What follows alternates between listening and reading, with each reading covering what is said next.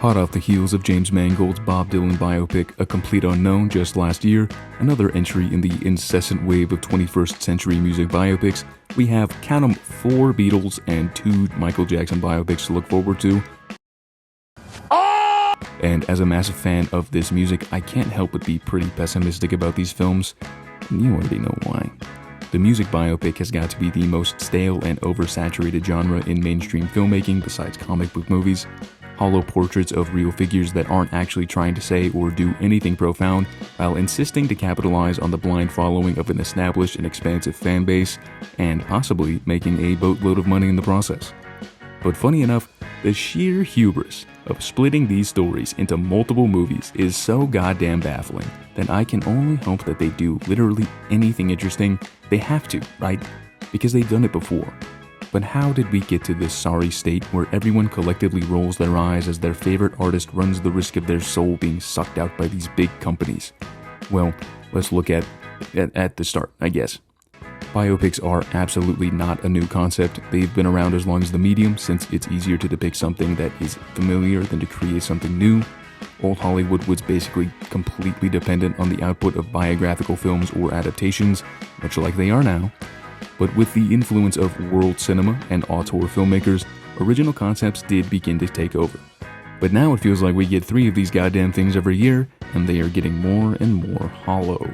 It's easy to think of the musical biopic as a more modern concept, but the most prominent example of an earlier film that fits the current conception is 1987's La Bamba, which tells the story of Richie Valens, the first Latin artist to successfully cross over into the rock and roll landscape, who tragically died at the age of 17 right after his big break. This is where the modern music biopic was truly born, and where every other would follow suit, with overly on-the-nose foreshadowing, a few cameos from other artists, and a lead performance that does a lot of the heavy lifting. My god. It's a very straightforward approach. Obviously, they weren't going to pull an Amadeus with this one, but I feel like its simplicity is its greatest strength in this specific instance. The film contextualizes why Valens was more than a loss for the public, but for his community and family that he brought so much joy to, because he was a real person, spoiler alert, and that is a crucial aspect that I think people forget about when they're making these. The film is just too earnest to do any actual wrong, but when this style is used with other, more expansive artists, it feels like we're seeing a very vague portrait of someone with the only goal being making a movie about him. This is definitely the case with Oliver Stone's The Doors, which came out only 4 years after. The youth to death time frame is effective in the case of Valens because, sadly, only so much happened, but when you apply the same approach to someone like The Doors frontman Jim Morrison, it feels like a speed run of all of his antics before reaching his death in 1971. Despite a very strong lead performance from Val Kilmer, the film is not safe from its baffling pacing, which jumps between scenes before they can ever feel truly important, with each goal being, look how crazy Jim is when he's drunk. It's an incredible performance paired with SNL-level dialogue. This lack of interest in who Morrison actually was is only further emphasized by the only liberty the film actually takes, which is mythicizing him and having him be a sort of observer in his own story by the end. This just shatters any previous attempt to make this depiction feel like an actual, real person, let alone one that we actually like. Ray Manzarek, The Doors keyboardist, has multiple quotes critiquing the film in a more fitting way than I ever could since, he was there. The film comes from the entirely wrong philosophical base. The Doors were about idealism and the 60s quest for freedom and brotherhood, but the film isn't based in love, it's based in madness and chaos. Oliver has made Jim into an agent of destruction. All you see is Jim as a drunken hedonist. The tragedy is that fame consumed him, but that wasn't Jim's message. He was intelligent, he was loving, he was a good man who believed in freedom and in questioning authority, but you would never know that from seeing this film. I am obviously inclined to agree with Manzarek. It's like Stone and Company looked at the concert footage and the headlines and thought, get a load of this guy, and just forgot that he didn't live on stage. But you may be thinking, well, this is a film, and when you're making a film about somebody's life, you'll have to make some changes to make it a proper narrative, and to that I would say, you're wrong. If the film isn't justifying its own existence in a way that isn't over-relying on fictional events or making a caricature of its subject, then does it really need to exist in the first place? Another huge factor in studios' insistence on funding biopics in general would be Spike Lee's Malcolm X, which for all intensive purposes is, a pretty fucking good movie. A pretty fucking good movie that awoke the sleeping giant that repopularized the historical biopic for the next 2 decades. This new awards focus on the genre easily drew attention to biopics about artists and musicians by proxy, which I feel are some of the easiest films for audiences and the Academy to latch onto. Not trying to sound pessimistic, but due to the nature of these films, originality is not always on the table.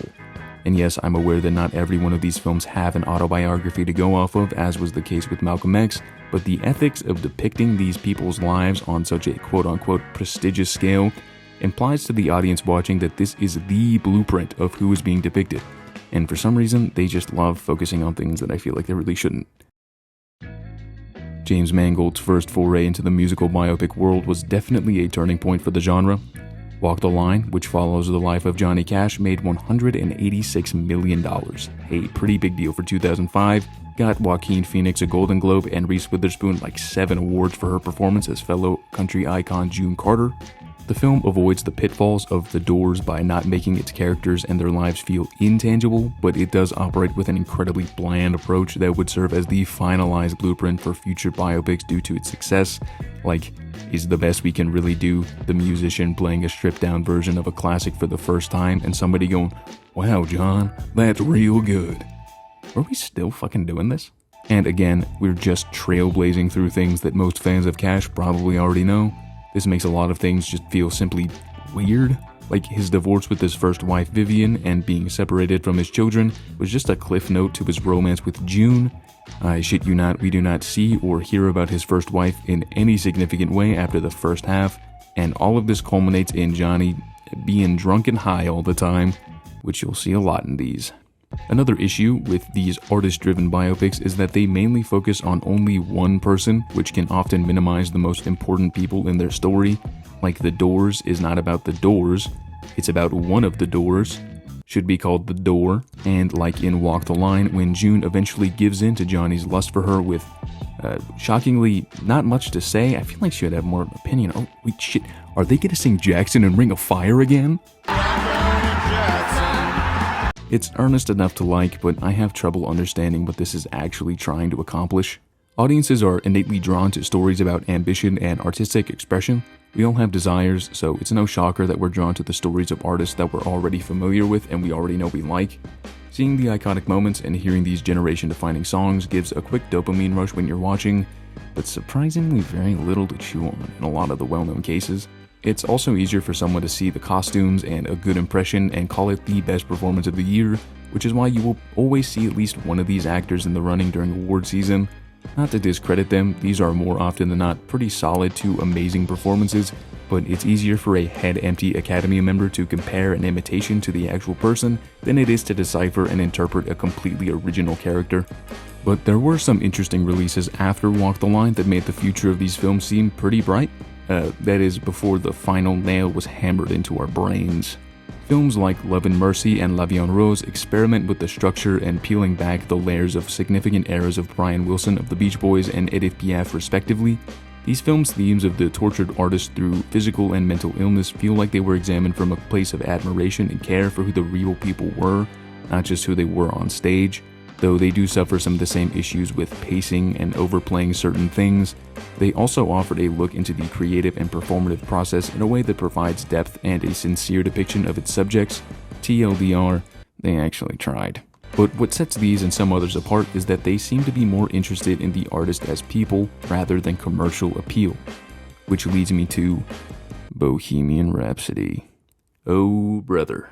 2018's Bohemian Rhapsody, directed by terrible person Hall of Famer Bryan Singer, is a film that has, and I'm quoting, little redeeming qualities, if any at all. I quoted myself. Now, I don't have to tell you about its terrible editing, bland cinematography, or its oddly stale performances.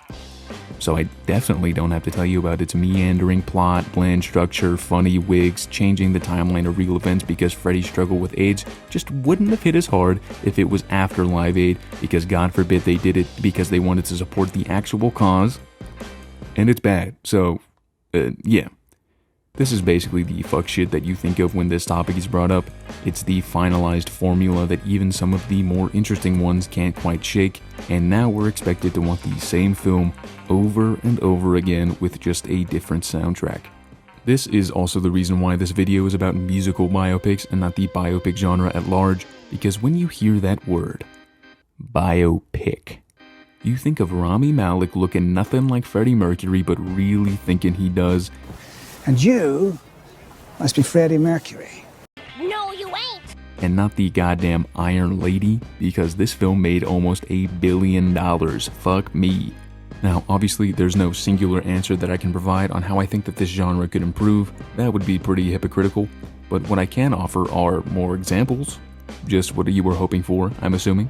My personal favorite biopic at the moment is probably 2007's Control, which examines Ian Curtis's life from a schoolboy to his tragic suicide right before Joy Division's first American tour in 1980. Much like the case with Ritchie Valens, Ian Curtis tragically passed away at a very young age right after taking the limelight, but Curtis's story offers a lot of reflection on the effects of ambition driven by artistry and the cycle of expectation that comes with having a following. The film's director, Anton Corbijn, was a fan of the band while Curtis was still alive. He was even a concert photographer for them. I moved to London in October 1979 to be closer to Joy Division, and 12 days later took what are now famous photographs of the group on the underground. There seemed to be a conflict in Ian between his belief in himself as an artist and his insecurity as a man. I realized this not from first-hand conversations, but from observing. The film had an incredibly small budget of just $6.1 million. This was never going to make that much money. And it definitely did it, Jesus Christ. But I think it's very clear from how it depicts Ian Curtis and his struggles both physically and mentally that Corbijn and co. made it a priority to do Ian's story justice while not glitzing up his experience. It has a lot to say despite its relatively limited resources and inexperienced director and actors. It kind of makes Bohemian Rhapsody look even more pathetic somehow, which I'm very okay with actually. So obviously this approach can be done in a straightforward fashion and in a way that feels true to the artist while having integrity of its own. Hell, even A Complete Unknown left an impression with its admittedly captivating performances and better understanding of Bob Dylan than Mangold seemed to have with Cash in my opinion. But there is a direction that I hope the Beatles movies lean toward, so I'm gonna talk about Todd Haynes now. So you see, in 2006, Todd Haynes, who you probably know from directing May December or Carol, also directed an experimental film about Bob Dylan called I'm Not There. In it, 6 different actors portray 6 different fictional or real versions of Bob Dylan based on different eras of his career. It approaches the subject of Dylan with a level of introspection and appreciation that shitbag Bryan Singer could never dream of doing. If you're a fan of Haynes' career, then this should be no surprise because it's actually not the first or last time he's done this. Just a few years ago, he took an avant-garde approach to a Velvet Underground documentary that felt so unique and refreshing as a doc, while also being incredibly engaging and a fitting way to experience the story of one of the greatest bands of, ever. But probably more impressively is, shockingly enough, one of his student projects from film school, if you can believe that. In 1987, he made a 43-minute biopic of Karen Carpenter with Barbie dolls. Yeah, and some truly gut-wrenching voice acting. And in only 43 minutes, with pieces of paper and plastic, Haynes offers a more vivid portrait of his subject than most of the other films I'm talking about, while examining the national threat of anorexia on women and its roots in societal expectations. And again, he did this with Barbies when others couldn't do it with millions of dollars. And you may be thinking, so this dope wants Sam Mendes to make his Beatles movies with Legos or something. And no dipshit, I just want him to do something, anything interesting. I'm well aware that Todd Haynes movies aren't for everybody, and I would be a fool to think that. But what I am saying is that there's room for the earnestness of A Complete Unknown and the experimentation of I'm Not There, especially with a career as ever-changing as the Fab Four's was and continues to be long after. To depict such lively and generation-defining artists in such a bland and off-putting way is truly a disservice. People are probably gonna go see the Beatles movies, or at least maybe one of the 4, and people are apparently very excited for a Michael Jackson biopic that is probably not gonna get into any of the hot water, which I'm calling will seem very ironically like 2022's Elvis when it's all said and done. And I feel like I should just say that if you liked any of the movies that I was dogging on, then that's perfectly okay. Again, I liked A Complete Unknown, and that is a very regular movie at its core. But all I'm gonna say is that if the Oppenheimer and Zuckerberg biopics are more artistically driven than the fucking Freddie Mercury one, then some adjusting is probably in order.